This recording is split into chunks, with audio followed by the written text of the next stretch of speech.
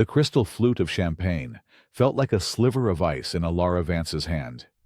She held the silver tray steady, a perfect mask of professional deference hiding the tremor that threatened to betray her. Around her, the Metropolitan Benefactor's ball swirled in a cacophony of manufactured grace. The air was thick with the cloying perfume of rare orchids and the even rarer scent of unchecked power.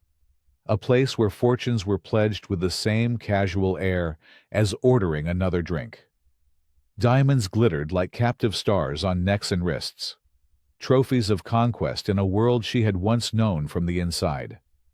Tonight, she was merely part of the scenery, another ghost in a crisp white uniform, her face carefully arranged into an expression of polite invisibility. Her target, the very reason for this self-inflicted torment, was holding court at the center of the grand ballroom. Alistair Finch. His name was a shard of glass lodged in her memory. He stood on a low dais, bathed in a soft spotlight that seemed to emanate from his very being. His suit was a whisper of dark, expensive wool, his silver hair a regal crown. He laughed, a sound that was less about humor and more about the exercise of control, a percussive beat in the symphony of sycophants orbiting him. He didn't see her. To him, she was less than a ghost. She was a function, a pair of hands to deliver drinks and clear away the remnants of his world. That was the point. For her plan to work, she had to remain invisible until the precise moment she chose not to be. For 3 years, she had meticulously dismantled her old life, burying Alara Vance, daughter of the brilliant architect Elias Vance. Under layers of mundane jobs and assumed identities, she had become a chameleon, learning the rhythms of the service industry, the art of being present but unseen. It was a brutal education in humility, a constant, grinding reminder of everything she had lost. But it was also her armor and her weapon. Tonight was a reconnaissance mission, a chance to observe her enemy in his natural habitat, to breathe the same rarefied air and not choke on the memories it contained. Alistair raised a hand, and the low hum of conversation immediately subsided. The orchestra faded into a deferential silence. It was time for his speech. Alara moved to the edge of the room, her position near a marble column giving her a clear, unobstructed view. Friends, colleagues, fellow believers in a brighter tomorrow, Alistair began, his voice a smooth, resonant baritone that filled the cavernous space. It was the voice of a man who had never been told no, a voice that shaped reality with its very timbre. We gather tonight not just to celebrate success, but to invest in it, to build, to create a legacy that will stand as a testament to our vision. Alara's fingers tightened on the tray. Legacy. The word was a poisoned dart. His legacy was built on the ashes of her father's. As Alistair spoke of his company's philanthropic endeavors, a minor disruption occurred near the front. A young busboy, no older than 17, stumbled while collecting glasses, sending a cascade of crystal and half-finished champagne crashing to the polished marble floor. A collective gasp rippled through the room. The boy froze, his face a mask of pure terror as hundreds of judgmental eyes turned on him. Alistair paused his speech, a flicker of annoyance crossing his features, before it was replaced by a look of magnanimous condescension. He saw an opportunity. "It's quite all right, son," he said, his voice dripping with false kindness. He gestured for the boy to stand. "Let's have a round of applause for the young man's enthusiasm." A scattered, uncomfortable applause followed. The boy looked as if he wanted the floor to swallow him whole. But Alistair wasn't finished. His eyes scanned the room, searching for another prop. They landed on Alara. He didn't recognize her. He saw only the uniform, the tray, the symbol of service. He beckoned her forward with a flick of his fingers. "And you, miss," he said, his voice booming through the microphone. Come, come, don't be shy. Every nerve in Alara's body screamed for her to turn and walk away, to melt back into the shadows. But that was the old Alara, the new one, the one forged in grief and resolve, took a deep, steadying breath and began to walk toward him.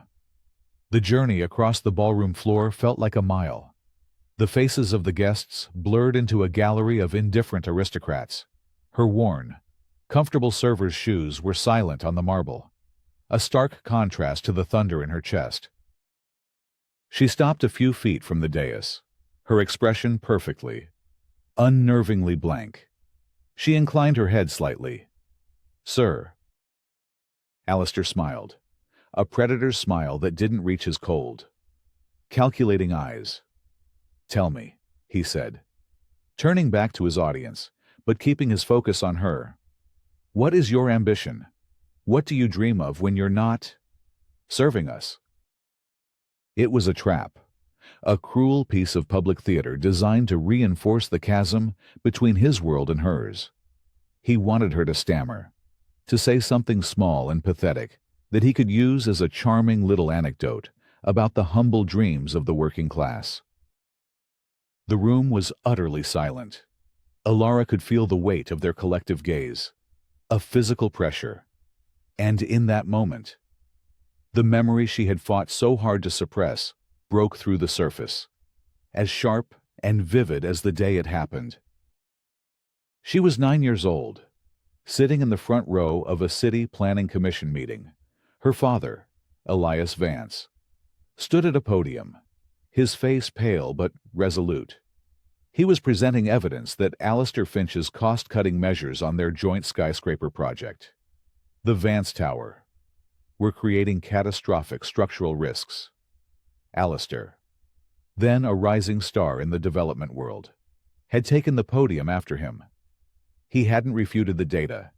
He had attacked the man.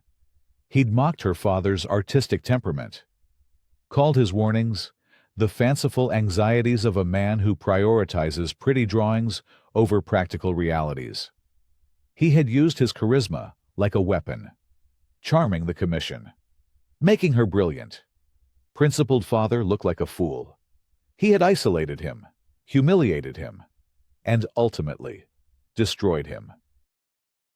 The tactic was the same: isolate, humiliate, turn a human being into an object lesson. Alistair was still smiling, waiting for her answer. No dreams. Surely there's something. Alara met his gaze. She did not look away. She did not flinch.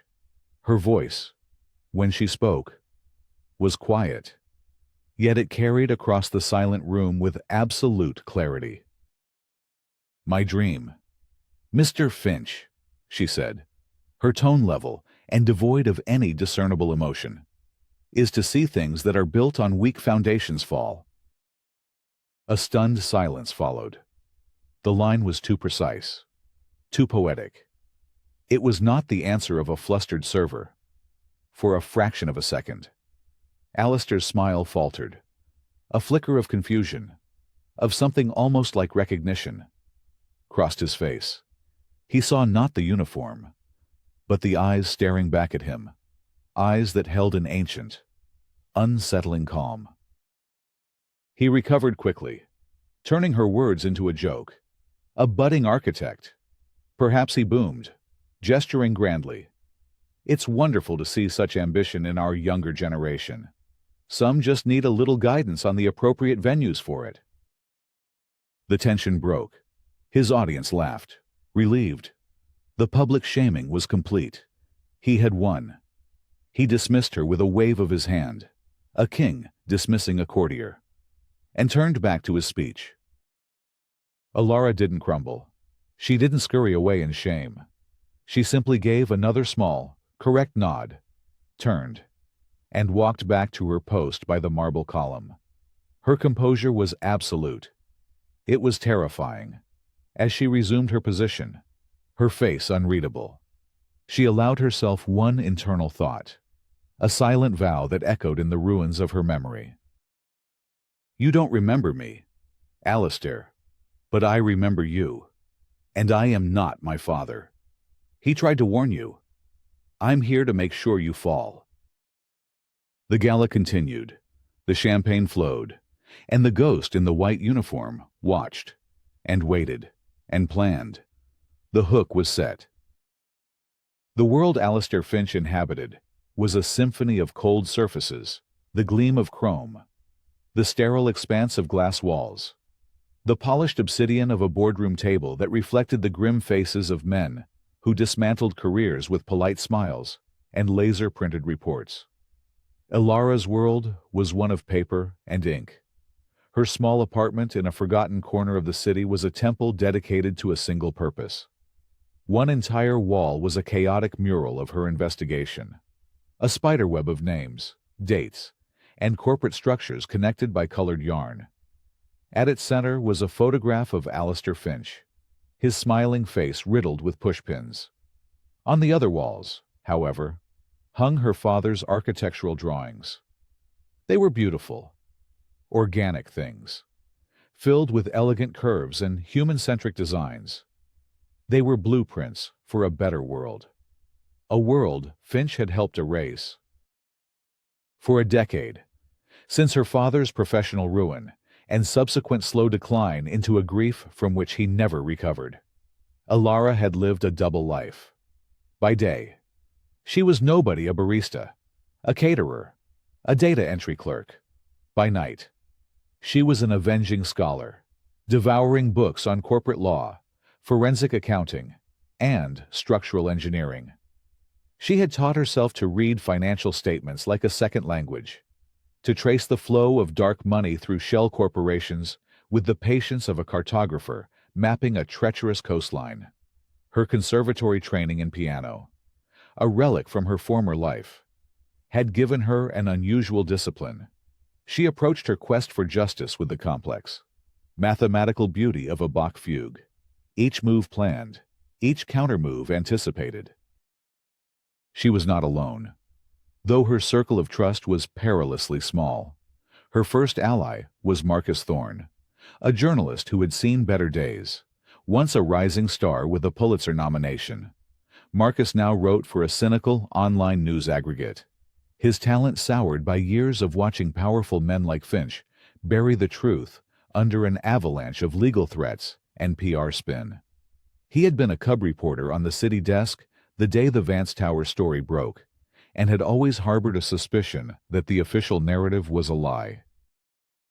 "You're chasing a ghost, Ilara," he'd told her during one of their clandestine meetings in a dimly lit diner, the scent of stale coffee hanging in the air. He nursed a lukewarm cup, his eyes tired. "Finch isn't just rich. He owns the boardrooms, the newsrooms, the judges' chambers.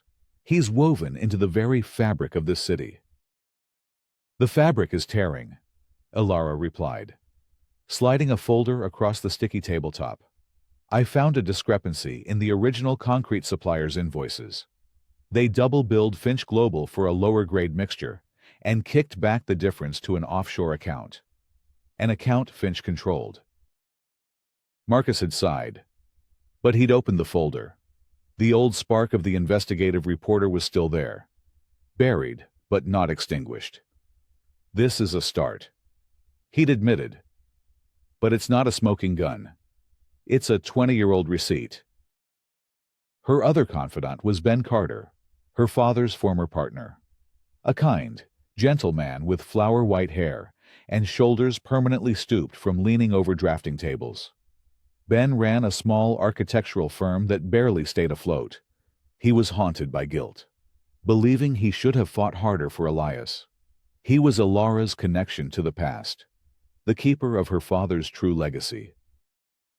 "Your father was a visionary, Ilara," Ben would say, his office filled with the comforting smell of old paper and graphite.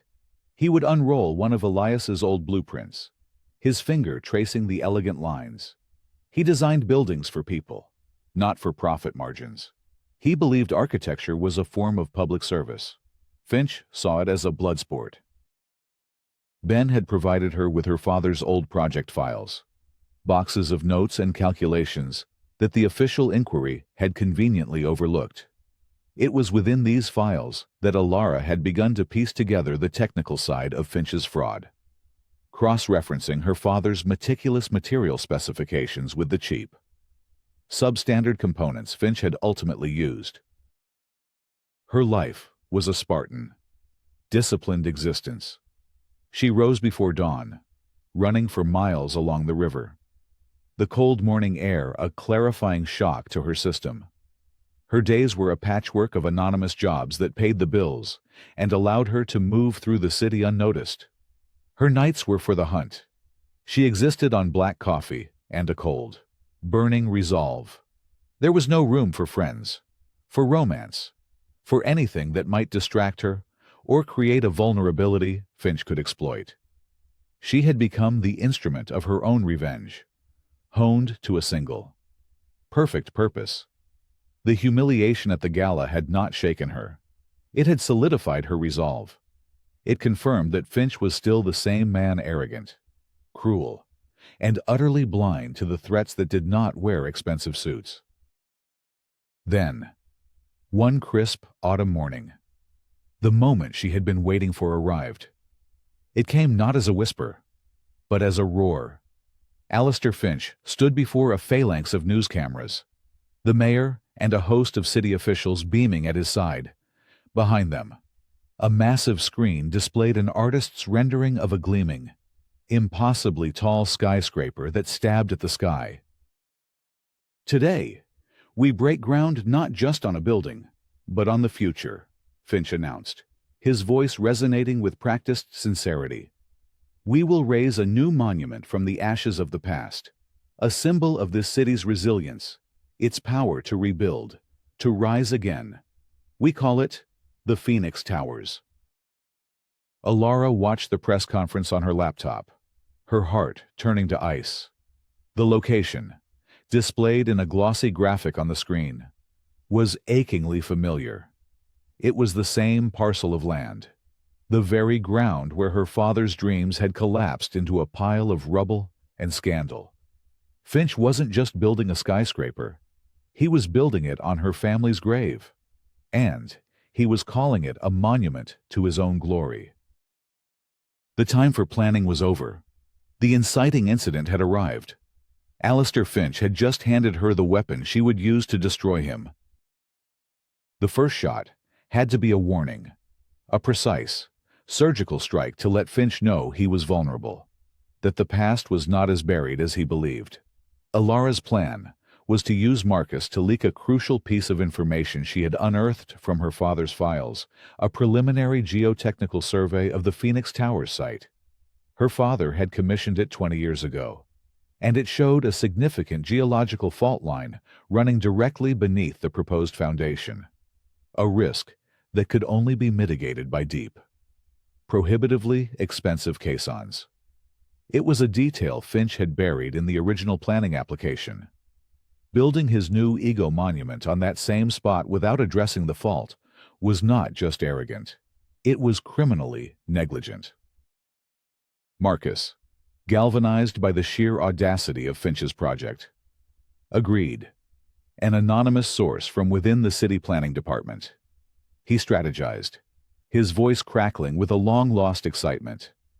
"We'll frame it as a concerned whistleblower. It's clean, it's deniable, and it'll force an official review."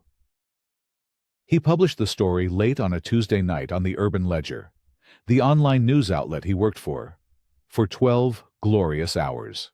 It worked. The article exploded on social media. City council members, smelling a scandal, made public calls for an immediate halt to the project. The hashtag #GChuFinchFaults was trending. Alara allowed herself a flicker of hope, a dangerous indulgence. The hope was extinguished by noon the next day. A sleek, black town car pulled up outside the Ledger's shabby downtown office. A woman in an impeccably tailored gray suit emerged. Her name was Eleanor Vance, a cruel irony Alara did not miss, and she was the head of Finch Global's legal department. She did not raise her voice. She did not make overt threats. She was far more terrifying than that. Marcus described the meeting to Alara later that evening. His voice hollowed out. She just sat there, in my editor's office, and calmly dismantled us. She presented a revised geotechnical survey, conveniently dated 6 months ago, signed off by a top-tier engineering firm. That showed no fault line, a complete fabrication, but it had the right letterhead. Eleanor Vance hadn't stopped there. She had then produced a dossier on Marcus's editor, detailing a messy divorce and a few minor financial indiscretions, nothing illegal, but deeply embarrassing. She'd also mentioned Marcus's own struggles, his past battles with alcohol, and hinted that a protracted legal battle would be very public and very personal. And then, Marcus said, his voice barely a whisper, she brought up you. Alara's blood ran cold. What did she say? She didn't use your name. She just said, we are aware that Mr. Thorne has been influenced by a source with a historical and, frankly, obsessive grievance against Mr. Finch, a person with a history of emotional instability following a family tragedy. She advised my editor that continuing to publish such malicious, unsubstantiated claims would open the paper up to a lawsuit that would bankrupt them 10 times over. By 3 o'clock, the story had been retracted. An apology was issued. The revised geotechnical survey was published in its place. The city council members fell silent. The social media storm died down. Alistair Finch had demonstrated the sheer, brutal scale of his power. He didn't just win. He erased the battle from history. That night, Alara stood before her wall of evidence, the red yarn connecting Finch to the faulty concrete seeming thin and fragile. She had underestimated him. She had thought she could fight him with facts, with logic. But Finch didn't operate in the world of facts. He operated in a world of power, where truth was a commodity to be bought, sold, and, if necessary, manufactured. A direct assault was impossible. He had an army of lawyers, PR firms, and political allies. She had a jaded journalist and a guilt-ridden old man. The first obstacle had been a catastrophic failure. Finch's legal team hadn't just shut them down. They had sent a clear, chilling message. We know you're out there. We are watching. Alara felt a tremor of fear, but it was quickly consumed by a cold, clarifying rage. She had been naive. She had tried to play by the rules of a game Finch had rigged decades ago. Fine. She wouldn't play by his rules anymore. She would create her own game. She would no longer be the anonymous source whispering in the shadows. She would step into the light. She would have to get so close to Finch that he wouldn't see her coming until it was too late. He had built a fortress around himself. So, she would have to find a way to be invited inside. The path into the fortress was through the anger of the community he was displacing. The Phoenix Towers project, billed as a jewel of urban renewal, was, in reality, a wrecking ball aimed at the heart of a vibrant, historic neighborhood. Old brick buildings housing small businesses, artist lofts, and rent-controlled apartments were slated for demolition.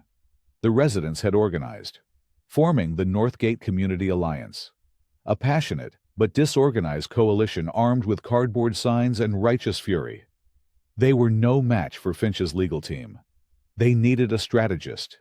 They needed a voice. Alara attended their first public meeting, held in the dusty gymnasium of a local community center. She listened as residents spoke with heartfelt emotion about the homes they were losing, the community being torn apart. Their arguments were moral and emotional. Alara knew that to fight Finch, they needed arguments that were practical and undeniable. She waited until the end of the meeting, then approached the group's de facto leader, a fiery retired schoolteacher named Maria Flores.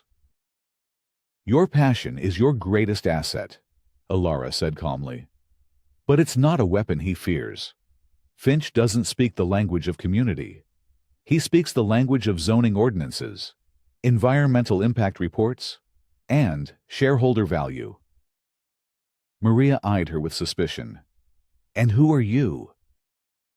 My name is Anna, Alara said, using one of her carefully constructed aliases. And I've studied his methods. I can help you translate your anger into a language he can't ignore. Over the next few weeks, Alara transformed the alliance. She spent her nights poring over thousands of pages of city planning documents, her father's architectural knowledge giving her an almost innate understanding of the complex codes and regulations. She found loopholes, inconsistencies, and procedural violations. Finch's high-priced lawyers had assumed no one would ever have the patience to look for. She discovered that the project's environmental impact report was a copy-and-paste job from a development in another state. She found that the proposed height of the towers violated century-old sunlight laws designed to protect public parks. She coached Maria and the others, trading their emotional appeals for sharp, data-driven talking points. She became their shadow strategist, writing speeches, drafting press releases, and preparing them for city council meetings. She never took the podium herself, preferring to remain in the background, a calm, analytical presence. Her infiltration was methodical. She was building an army, and she was arming them with the one thing Finch's money couldn't easily buy: meticulously researched truth. Her work began to have an effect. News stories shifted from portraying the protesters as nostalgic cranks to depicting them as a savvy, well-informed citizens group raising legitimate concerns. The project, which Finch had expected to be a smooth ride, was suddenly bogged down in bureaucratic reviews and public hearings. Alara knew she was getting under his skin. She could feel the pressure changing. Strange cars were parked on her street for hours at a time. Her internet connection would inexplicably drop during crucial research sessions. She started using encrypted messaging apps and burner phones for her communications with Marcus and Ben. The feeling of being watched was no longer a paranoid fantasy. It was a tactical reality. She was a recognized threat, an anonymous thorn in the side of a very powerful man. Her search for a smoking gun continued. Ben Carter, using his old contacts, managed to get her access to the city's deep archives, a catacomb of forgotten documents beneath City Hall. It was there, surrounded by the musty smell of decaying paper, that she spent her weekends, searching for anything related to the original Vance Tower collapse. The official inquiry report was a whitewash, a slim volume that concluded with the vague finding of unforeseeable structural failure, exacerbated by design flaws. Her father's name was mentioned repeatedly, Finch's, almost as an afterthought. Most of the supporting documentation, engineering reports, material manifests, daily construction logs was missing. Marked as lost in a records facility fire a decade earlier, it was too convenient. One rainy Saturday, as she was about to give up for the day, Ben met her at the archives. He looked agitated, his face pale. He was carrying a small, worn, leather-bound book. "I shouldn't have this," he whispered, his eyes darting around the empty records room. "Elias gave it to me a week before he died. He made me promise to keep it safe, to only give it to you when you were ready. I think that time is now." It was her father's private journal. That night, in the quiet sanctuary of her apartment, Alara opened the book. The pages were filled with her father's familiar, elegant script. The early entries were full of hope and excitement about the Vance Tower, his symphony in steel and glass. But as the pages turned, the tone darkened. He wrote of his growing concerns about Alistair Finch, his obsession with cutting costs, his dismissal of safety protocols. Then she found the entry that changed everything. It was dated the day after the collapse. Her father's handwriting was a frantic, jagged scrawl. the ink smudged by what could only have been tears. "They're gone. He keeps saying they're gone." Alistair called me. Not screaming, not angry, just dead. "A voice from a tomb," he said. "You killed them, Elias. Your pretty designs and your weak concrete. You killed my family." I tried to tell him it was his choice, his materials, but he wouldn't listen. He just kept repeating their names. Sarah. And little Lily. Oh, God. His wife and daughter. They were in the lobby, meeting him for lunch. He was running late. Alara stared at the page. The words blurring. A building collapse. An accident. A tragedy. These were the abstract terms she had always used. But this was the concrete, soul-shattering truth. Alistair Finch's vendetta wasn't about business. It wasn't about greed or ego. It was about revenge. His entire life. His relentless climb to power. His obsession with erasing the Vance name. It was all a monument to his grief. A long, calculated act of vengeance for the family he believed her father had killed. The revelation hit her with the force of a physical blow. She was not fighting a corporate villain. She was fighting a widower, a father, a man so broken by loss that he had rebuilt his entire world on a foundation of misplaced blame. This wasn't a simple story of good versus evil. It was a tragedy, a knot of shared history and pain that bound their two families together in a cycle of destruction. And, in that moment, Alara Vance understood that, to defeat Alistair Finch, she wouldn't just have to expose his crimes. She would have to force him to confront his own unbearable truth. The knowledge of Finch's personal tragedy shifted the battlefield from a corporate arena to a psychological minefield. Alara now understood the engine of his cruelty.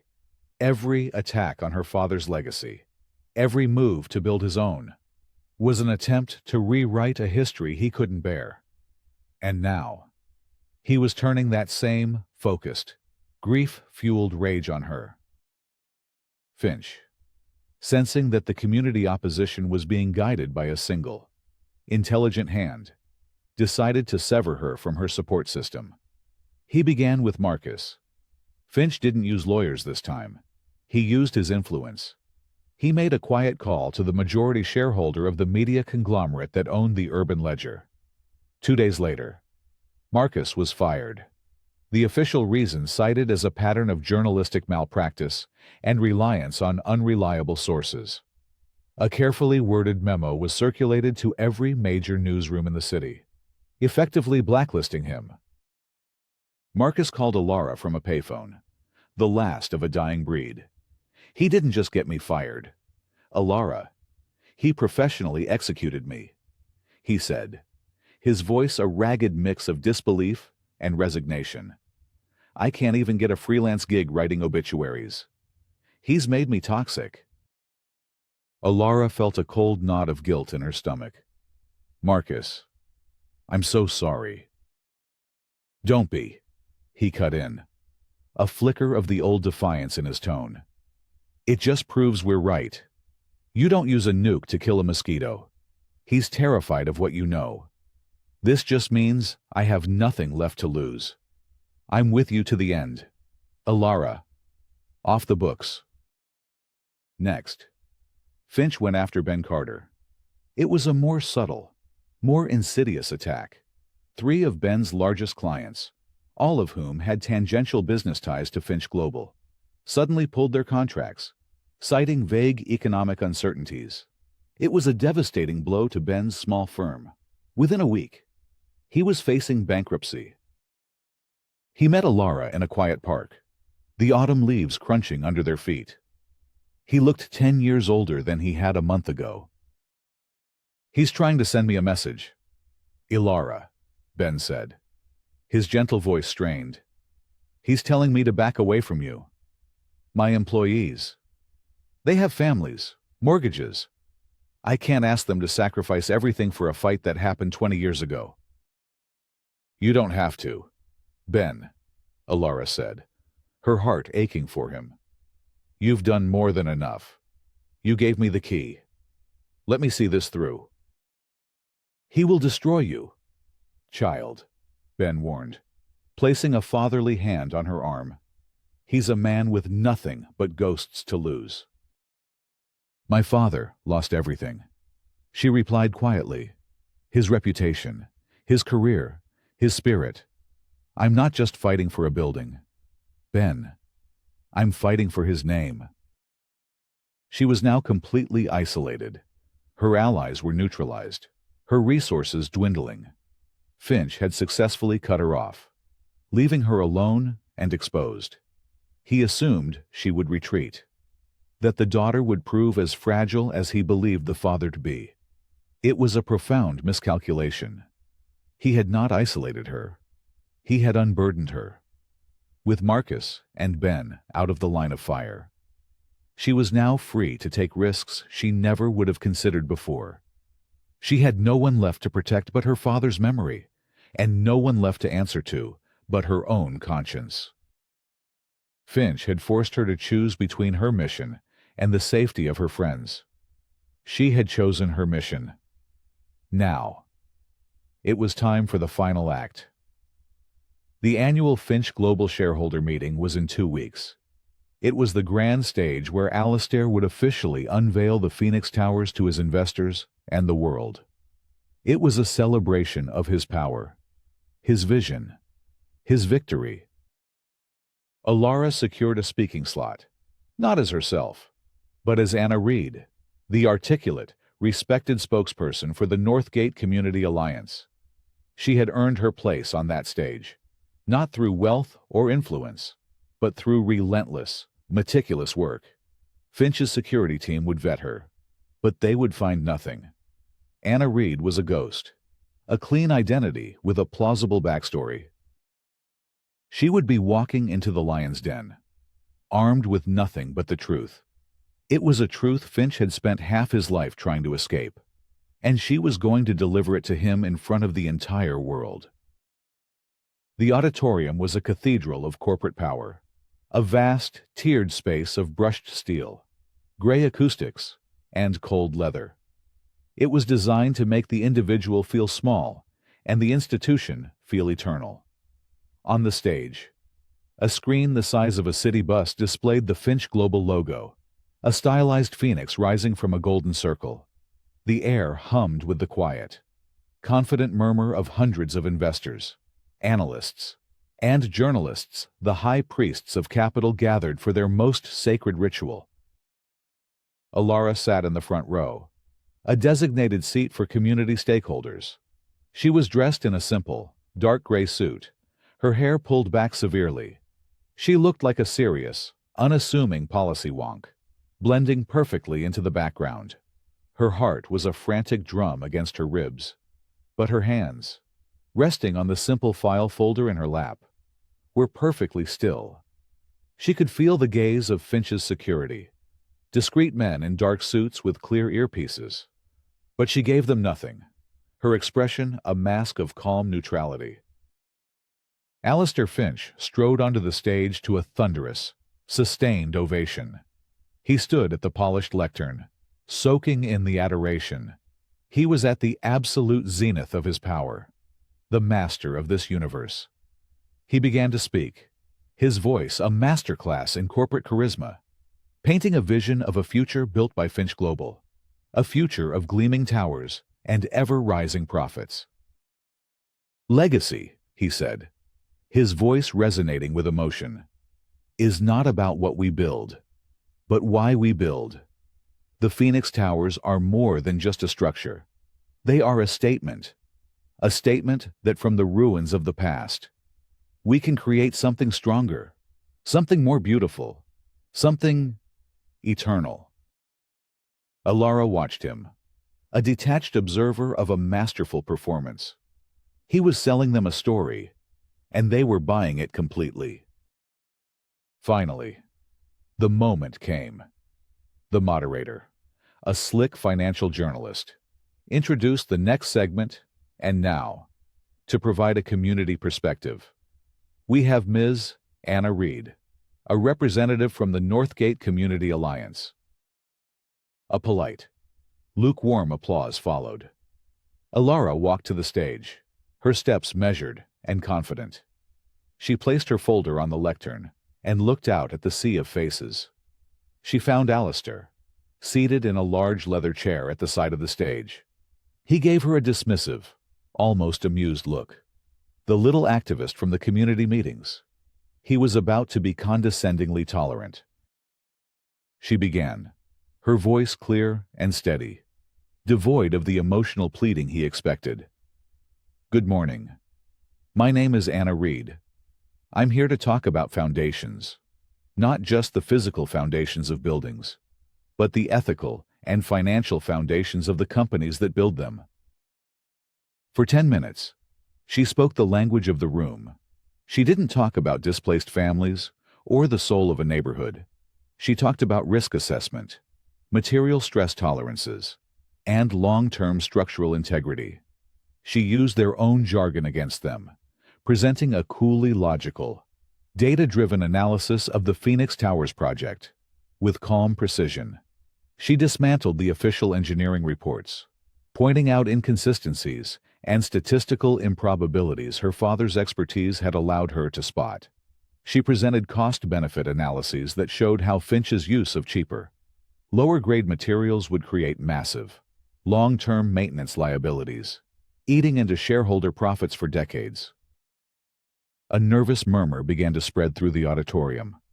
This was not the speech of a sentimental protester. This was the work of a highly skilled analyst. She had their attention. Alistair's smile had vanished. He was leaning forward in his chair, a frown creasing his brow. "The financial risks are significant," Alara continued, her voice gaining strength. "But they are nothing compared to the human risk. The proposed site for the Phoenix Towers rests on a geological fault line, a fact that was noted in the original geotechnical surveys for the Vance Tower 20 years ago, a fact that was deliberately omitted from the current project filings." She clicked a button, and the massive screen behind her changed. It now showed a side-by-side comparison, her father's original, clear survey map showing the fault, next to Finch's doctored version, a clean bill of health. The gasp from the audience was audible. Alistair stood up. "This is an outrageous and unsubstantiated accusation, security." "It is not an accusation, Mr. Finch," Alara said, turning to face him directly. "It is a fact, but it's not the most important one we need to discuss today. The real issue isn't the foundation of this new building. It's the foundation of your entire career." The room was now in an uproar. The security guards were moving toward the stage, but the journalists, smelling blood, were surging forward, their cameras flashing. "I think you all deserve to know why Mr. Finch is so obsessed with building on this particular piece of land," Alara said, her voice rising above the chaos. "It's because his entire empire is built on a lie that began 20 years ago with the collapse of the Vance Tower." Alistair's face was ashen. "You have no idea what you're talking about." "Don't I?" Alara's voice dropped, becoming intensely personal. A laser beam aimed only at him. "You blamed my father, Elias Vance. You destroyed his name. You told the world his designs were flawed. But you and I both know the truth." This was it, the final card, the secondary twist she had discovered in a hidden addendum to her father's journal, a truth she had confirmed with a sworn affidavit from a terrified, retired construction foreman Marcus had managed to track down. She turned back to the audience. The Vance Tower did not collapse because of a design flaw. It collapsed because Alistair Finch, in a bid to save money, personally signed off on change orders for substandard steel reinforcements and a cheaper, faster-curing concrete mix. He ignored repeated warnings from his chief architect. She clicked the button again. The screen behind her lit up with a scanned document. It was a change order, dated and signed, and at the bottom, In clear, undeniable ink was the signature A. Finch. Beside it, she projected her father's final, desperate report, the one he had tried to submit to the board, pleading with them to halt construction. The auditorium fell into a deathly silence. The truth was there for everyone to see, projected 10 feet high. "You didn't just cut corners, Alistair," Alara said, her voice now filled with a cold, righteous fury. "You gambled with people's lives to protect your profit margins, and you lost. The tragedy that took your family, the tragedy that destroyed my father, it wasn't his fault. It was yours. Your wife and daughter didn't die because of a flawed design. They died because of your greed." Alistair Finch stared at the screen, at his own signature, a ghost from a past he had so carefully buried. His face crumpled. The mask of power, so carefully constructed over decades, shattered into a million pieces. He saw not a corporate raider, not a captain of industry, but a man staring at the receipt for his own soul. He let out a strange, guttural sound, a sob of grief and guilt 20 years in the making. "My name," Alara said, her voice ringing with the clarity of a bell, "is not Anna Reed. My name is Alara Vance, and I am my father's daughter." The confrontation was over. The foundation had crumbled, and Alistair Finch, the man who built empires, was finally, irrevocably, falling. The immediate aftermath was a maelstrom of controlled chaos. The Finch Global Stock Ticker, displayed on screens throughout the venue, went into a catastrophic freefall. Board members, their faces masks of shock and fury, swarmed together, invoking emergency clauses and shouting into phones. The media descended like locusts, a frenzy of flashing cameras and shouted questions. Through it all, Alara Vance walked calmly off the stage, parting the sea of reporters like a prophetess leaving the scene of a miracle. Security, no longer sure who to protect or who to detain, simply let her pass. Alistair Finch did not move. He remained on the stage, a statue of a broken man, staring at the projected image of his own damning signature. He was eventually escorted away, not by security, but by paramedics, his expression vacant, his empire collapsing around him in absolute silence. He had built his life on a mountain of rage directed at the wrong man, and the revelation that he was the true author of his own tragedy had broken something deep inside him. Alara met Marcus and Ben at the small diner where their alliance had begun. Marcus, holding a tablet displaying a dozen different headlines all screaming Alara's name, was grinning for the first time in years. "You didn't just expose him, Alara," he said, shaking his head in awe. "You delivered his eulogy while he was still standing there. It was biblical." Ben Carter looked at her with tears in his eyes. "Your father would be so proud," he said, his voice thick with emotion. "You didn't just clear his name. You restored his legacy. You showed them all what he truly stood for." But Alara felt no triumph. There was no elation, no thrill of victory, only a profound, quiet emptiness. The fire of vengeance that had fueled her for a decade had been extinguished, and in its place was a cold, somber peace. She had won. She had reclaimed her family's honor. But the cost had been immense, not just to her own life, but to the man she had pursued. She had not set out to destroy a man, but to find justice for her father. In the end, she had been forced to do both. In the weeks that followed, the full extent of Finch's corruption was laid bare. Investigations were launched, indictments were handed down, and the Finch global empire was dismantled piece by piece. The Phoenix Towers project was dead, its name now a symbol of corporate hubris and deceit. The power vacuum left in its wake was immense. Alara found herself in an unfamiliar position. She was no longer a ghost. She was Alara Vance, the woman who had single-handedly toppled a titan. Lawyers, investors, and city planners sought her out. They saw her not as an activist, but as a visionary, with an unimpeachable moral authority. She held the power now, the power to decide what would rise from the rubble of Alistair Finch's legacy. 6 months later, Alara stood on the same patch of contested ground. The autumn air was crisp, carrying the scent of change. The chain-link fences that had once surrounded the aborted Phoenix Towers project were still there. But now, they were adorned with a new sign, one that bore a simple, elegant logo and 2 words, the Vance Center. The site was alive with the hum of purposeful activity. Construction crews moved with a quiet efficiency, their work guided not by a rush for profit, but by a commitment to quality.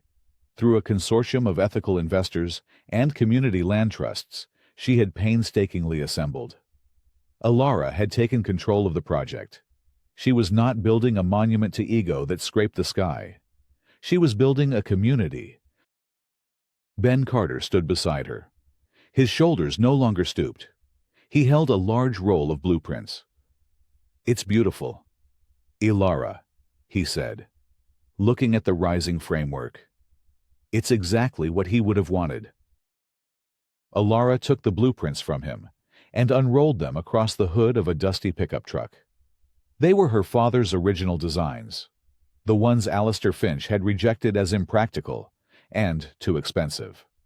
It was a human-centric design, a mixed-use space with affordable housing, artist studios, a public library, and a rooftop garden. At its heart was a state-of-the-art concert hall. It was not a symphony in steel and glass, but a living, breathing composition of community and creativity. She was not just clearing her father's name, she was completing his work. As she looked over the plans, her phone buzzed. It was a message from the administrator of a private trust she had established weeks earlier. It was a simple, 2-word update. No change. Alara had made one last, secret move. Through a series of anonymous channels, she had created a fund for the long-term care of Alistair Finch. He was living in a quiet, private care facility, a man lost in the labyrinth of his own mind, unresponsive to the world around him. Her final act was not one of vengeance, but of grace. Her goal had been justice, not annihilation. She refused to become the monster she had fought. Rebuilding was always harder than destroying, and she had chosen the harder path. A young site manager approached her, a hard hat tucked under her arm. "Ms. Vance, we're ready to pour the foundation for the concert hall." Alara looked up from her father's blueprints, a faint, genuine smile touching her lips for the first time in a decade. She looked at the clear blue sky, at the city stretching out around her, a city she was helping to heal. The ghost of Anna Reed was gone. The fury that had driven her was gone. In their place was a creator, a builder, a daughter finally at peace, ready to bring her father's symphony to life.